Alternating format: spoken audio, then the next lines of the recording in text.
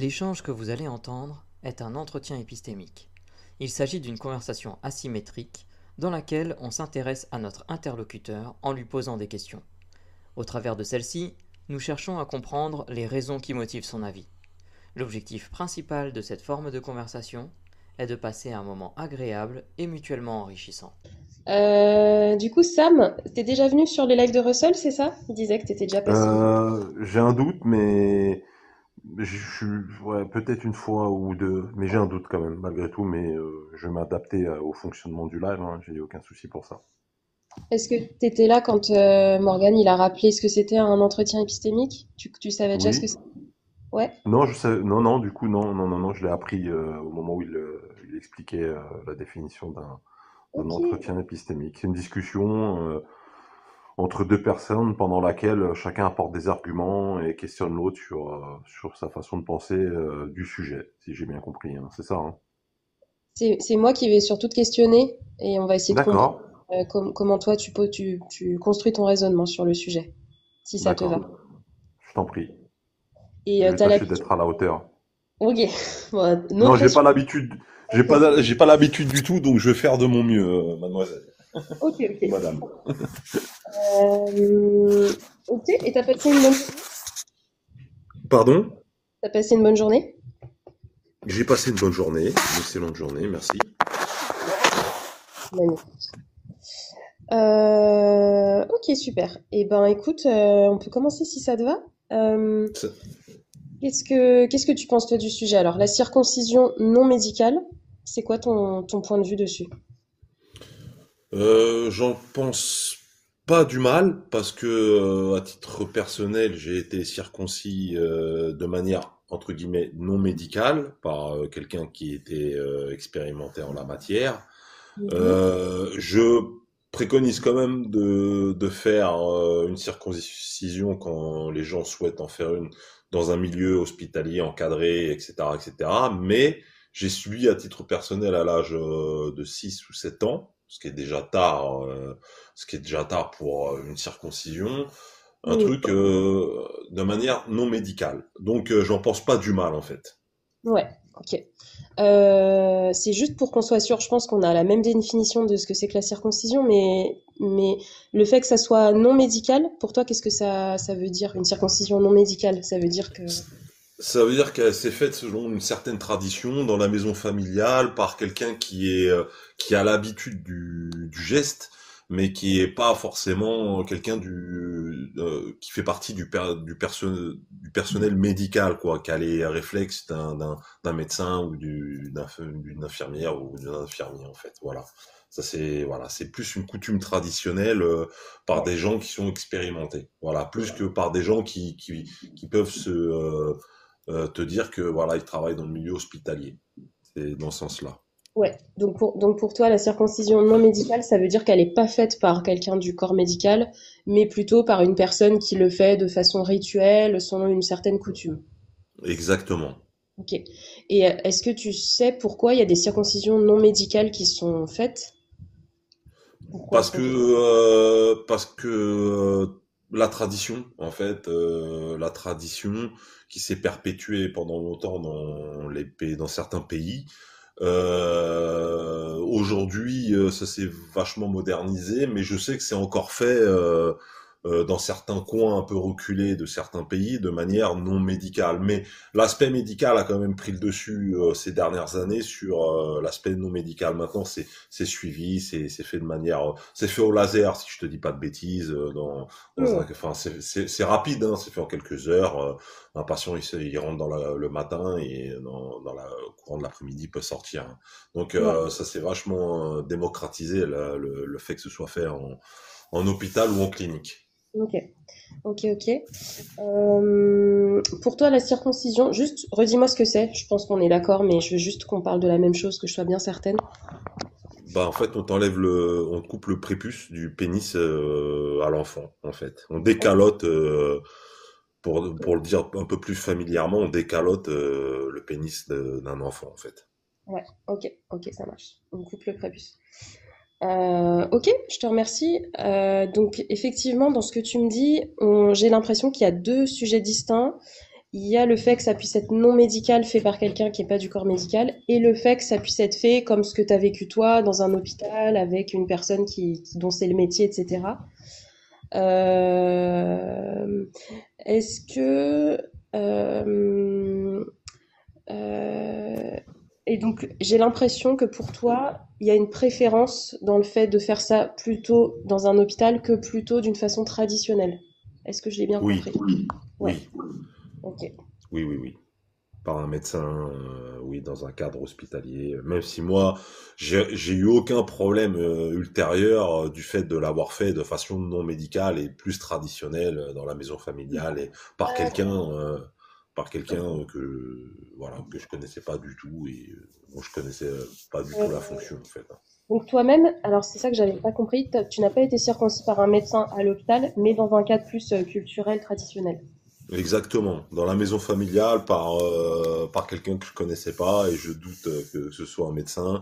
C'est quelqu'un qui avait l'habitude, c'est une personne qui avait l'habitude de le faire de façon non médicale chez les gens, aux enfants. Alors je l'ai fait assez tardivement aux alentours de 6 7 ans.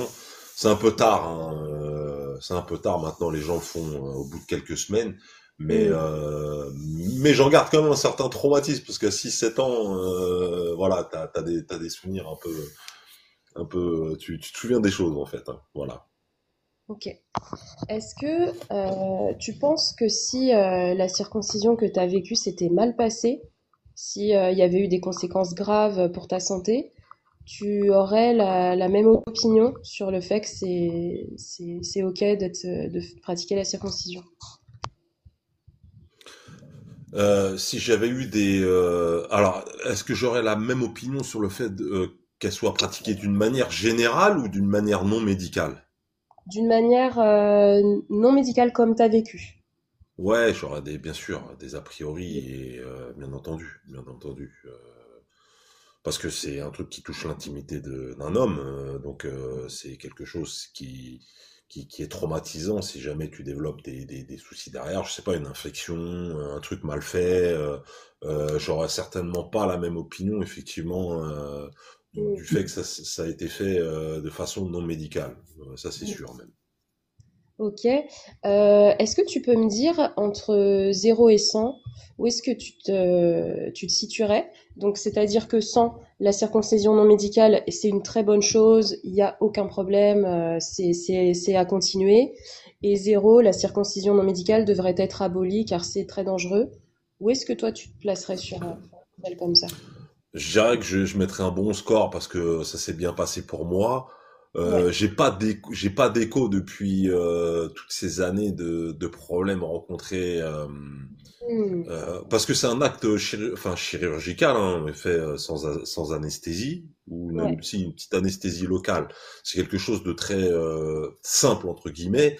Je mettrais ça autour de 90, hein, parce que j'ai pas entendu parler de gens qui étaient passés par ce même procédé et qui avaient développé des gros problèmes ultérieurement. Donc Ouais. je mettrais 90 sur 100 pour Ok. laisser quand même.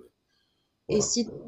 et si par exemple, dans ton entourage, tu connaissais un certain nombre de personnes qui ont des séquelles suite à une circoncision non médicale qu'elles ont vécue, est-ce que tu penses que ça te ferait baisser ton curseur de 90? Bien sûr. Et bien sûr, ça le ferait baisser. Et même malgré tout, aujourd'hui, si je devais conseiller quelqu'un de faire une circoncision, de faire circonciser son fils, je l'inciterais à se rendre dans un hôpital ou une clinique avec un médecin qui prend en charge cette opération. Ça reste une opération chirurgicale, hein, dans tous les cas, hein. Ouais. Donc je l'inciterais, bien que je pense que la version non médicale ne pose pas forcément plus de problèmes qu'autre chose, parce que c'est un truc traditionnel qui est su, entre guillemets, je préfère quand même que ça se fasse dans un cadre médical et que ce soit fait par un médecin. Ça c'est clair. Ok, ok, je te remercie, je crois que je comprends. Donc tu m'as dit plusieurs fois que c'était la circoncision non médicale, c'était une tradition. Euh, Est-ce que tu penses que toutes les traditions sont bonnes? Euh, Est-ce que toutes les traditions sont bonnes? Les traditions sont bonnes d'une manière générale. parce qu'elle participe à la cohésion et à la perpétuation du groupe, en fait, et de Mm. l'unité du groupe, parce que le groupe se retrouve autour des traditions, elles prennent une place importante dans la vie d'une communauté. Est-ce que toutes les traditions sont bonnes? C'est une bonne question. Si il me faudra un peu plus de temps pour y réfléchir et pour faire le tour un peu de toutes les traditions. Ouais, ouais. Alors après, toutes les traditions, ça dépend de quelle communauté on va parler, hein, parce que des traditions, il y en a, elles sont toutes aussi différentes. Enfin, que tu sois dans telle ou telle communauté, tu auras des traditions qui sont différentes. Mais oui, d'une manière générale, les traditions sont importantes pour garder une cohésion et dans le groupe. Mais est-ce qu'elles le sont toutes? Ah non, non, si, bah, alors, on parle de, enfin, je change un peu le sujet. Par contre, je suis totalement contre c'est l'incision, je crois, hein, que ça s'appelle, hein, des jeunes femmes dans certains pays. Si tu me poses cette question de cette tradition-là, je m'y oppose, mais à 100 millions, 100 milliards de pourcents. Ça, c'est pas une bonne tradition, voilà.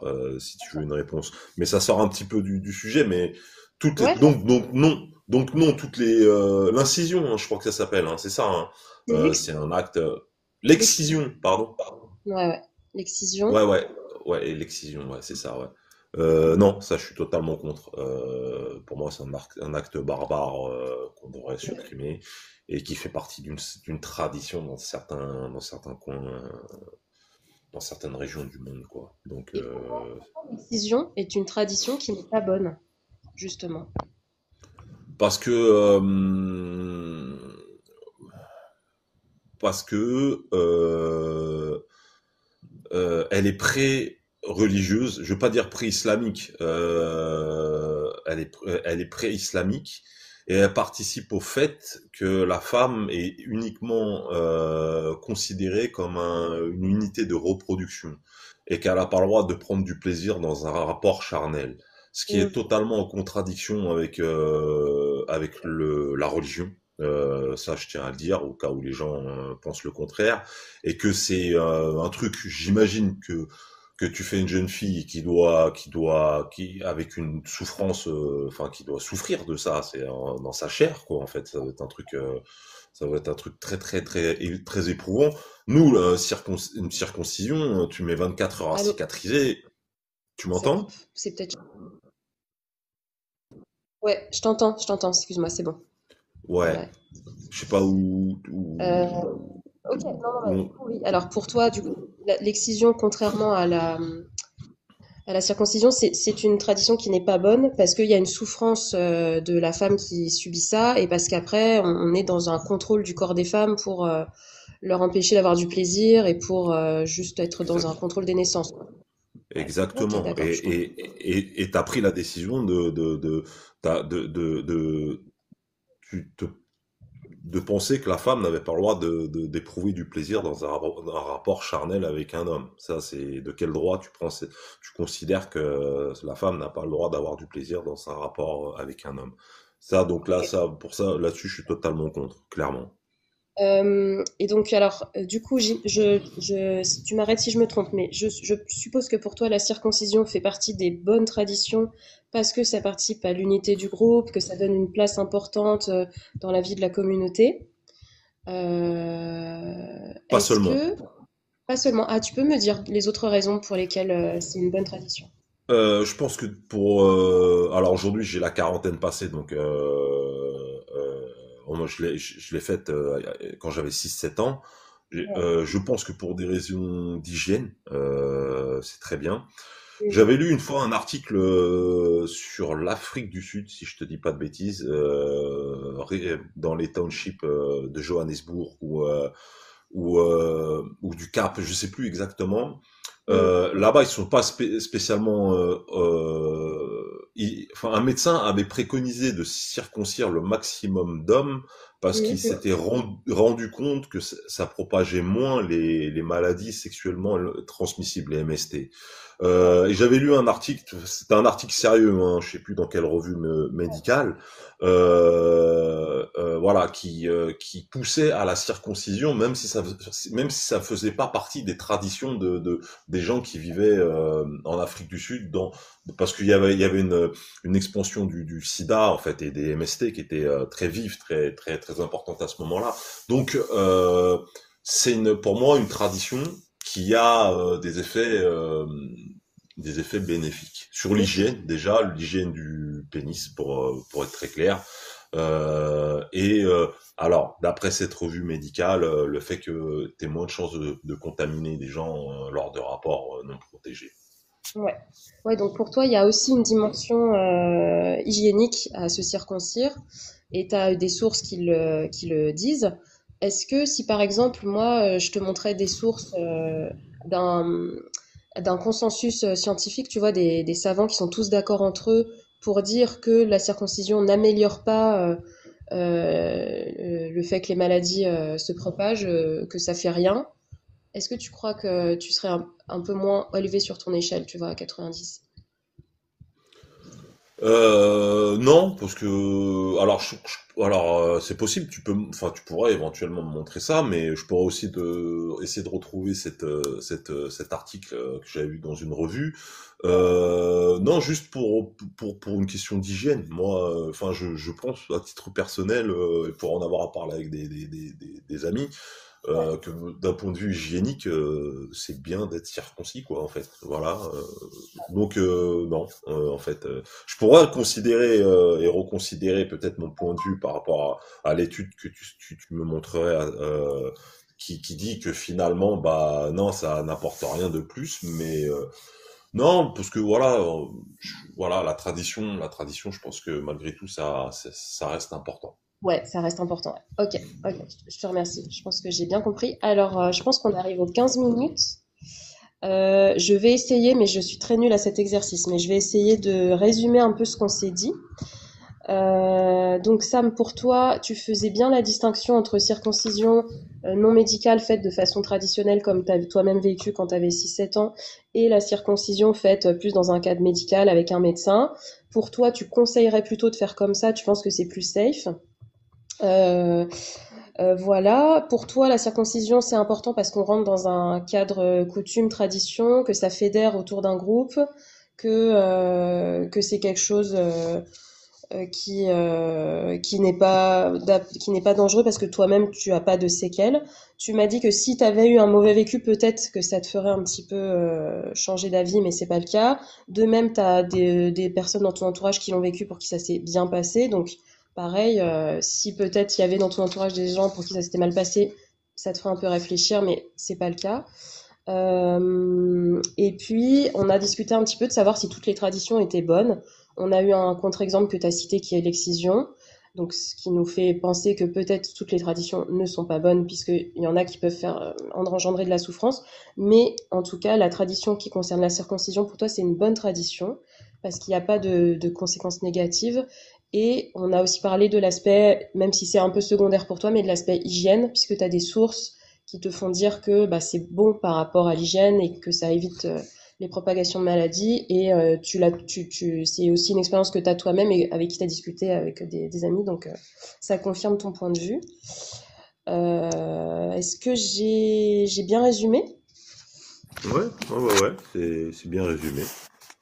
Ok. Eh C'est ben, parfait. Merci beaucoup.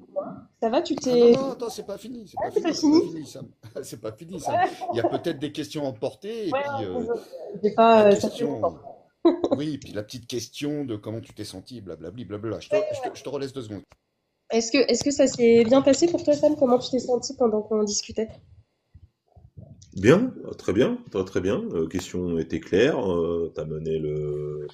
T'as mené l'entretien de façon claire avec une ligne bien bien. Oh non non, très bien pour une première. Je suis très content, Ah bah, très super. intéressant. Merci à toi. Et ton compte rendu et c'est exactement ce qu'on s'est dit pendant notre entretien en fait. Merci, Morwena, dans le chat. Ok, super. Et ben, du coup, comme Russell nous le disait, s'il y a des personnes qui veulent poser des questions que tu vas garder pour réfléchir après le live. Oui, je réexplique aux gens qui arrivent. Alors, je réexplique, on fait l'entretien qui dure un quart d'heure. Et, généralement, parfois, pas généralement, mais parfois, ça nous invite à quelques questions, ce qu'on appelle la question emportée, qui n'ouvre pas une nouvelle discussion, mais qui est plutôt à la garder pour soi, puis à réfléchir après dans le chat, ou pour ceux qui sont dans le chat, ou demain, dans la journée, de dire, tiens, c'est vrai, cette question, je n'y avais pas pensé. Donc, je ne sais pas si Morgane a une question à emporter pour toi. Bah, bien sûr que si, évidemment. Ah, j'en avais une aussi. Vas-y d'abord. D'accord. Moi, j'aimerais savoir si tu penses que une communauté qui pratique la circoncision, si elle abandonnait cette pratique, elle serait moins fédérée, moins solidaire. Non, non, non, pas forcément. Bah, Moins c'est une fédéré. question emportée. C'est une question emportée. Faut que tu Ah, regardes pardon, pour toi. pardon. Ah, Ouais, pardon, voilà, c'est pardon. ça. Désolé, Ouais, non, mais désolé. je te capte après. Et moi, j'en avais une D'accord. pour toi aussi. J'aime beaucoup la question de Morgane. Alors, la mienne, elle est un peu moins bien, mais elle est un peu plus longue. Donc, je te prie de m'excuser par avance. Si demain, tu croises une personne qui t'explique que dans sa tradition, on lui a coupé les lobes de l'oreille quand elle était petite, c'est-à-dire âgée de 6 ans, est-ce que tu considérerais que c'est une bonne tradition? Voilà, c'est deux J'emporte petites questions. Voilà, j'emporte vos questions. voilà. Bon, en tout cas, je te remercie beaucoup, Sam. Puis si tu veux rester discuter dans le chat, là, je vois qu'il y a pas mal de monde aujourd'hui. Ça se passe plutôt bien. Donc, je D'accord. rappelle à tout le monde, soyez aimables les uns envers les autres. Tout le monde a le droit d'avoir son avis. Tout le monde a le droit de ne pas être d'accord. Donc, je te remercie. Est-ce que je te laisse descendre tout seul ou est-ce qu'il faut que je te coupe la ligne?